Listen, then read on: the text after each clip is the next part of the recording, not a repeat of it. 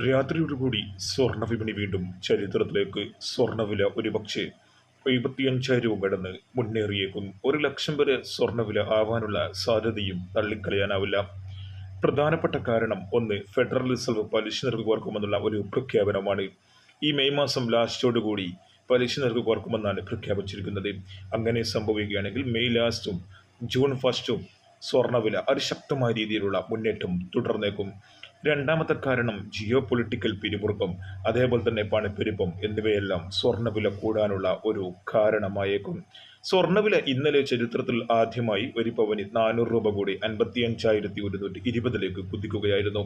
അതേസമയം സ്വർണ്ണവിലയിൽ ഇന്ന് ഇടിവ് നേരിട്ടെങ്കിലും വിപണി അതിശക്തമായ രീതിയിലുള്ള മുന്നേറ്റത്തിലാണ് വ്യാപാരം നടക്കുന്നത്.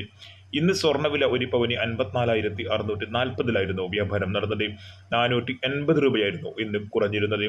അതേസമയം 24K തങ്കവില ഇന്നലത്തെ അപേക്ഷിച്ച് വൻ മുന്നേറ്റത്തിലാണ് ഇന്ന് വ്യാപാരം നടക്കുന്നത്. ഗ്രാമിന് 7,300, തൃശ്ശൂരിൽ 7,290 ഇപ്പോൾ തങ്കം വില നിൽക്കുന്നത്. 9 മന്ത്സ് പെട്ടി വിളിക്കുന്നവർക്ക് ഏകദേശം ഒരു പവന് 1,200 മുതൽ 1,250 രൂപയുടെ ഇടിവ് നേരിടും. വെള്ളിവിലയും കുതിക്കുകയാണ്. ഗ്രാമിന് 99-ലും 10 ഗ്രാമിന് 990-ലുമാണ് ഇപ്പോൾ വ്യാപാരം നടക്കുന്നത്. വരും ദിവസങ്ങളിലും സ്വർണ്ണവില കുതിച്ചേക്കുമെന്ന് തന്നെയാണ് റിപ്പോർട്ടുകൾ. അഥവാ ഫെഡറൽ റിസർവ് പലിശ നിരക്ക് കുറക്കുന്നതിൽ നിന്ന് പിൻവാങ്ങിയാൽ സ്വർണ്ണവില വീണ്ടും കൂപ്പുകുത്തിയേക്കും. കൃത്യമായ നേരത്തെയും സ്വർണ്ണവില അറിയാനും സ്വർണ്ണ വിപണിയിൽ വരുന്ന മാറ്റങ്ങളെക്കുറിച്ചുള്ള സൂചന അറിയാനും ഈ ചാനൽ സബ്സ്ക്രൈബ് ചെയ്ത് തൊട്ടപ്പുറത്തുള്ള ബെൽ ബട്ടൺ കൂടി എനേബിൾ ചെയ്യൂ.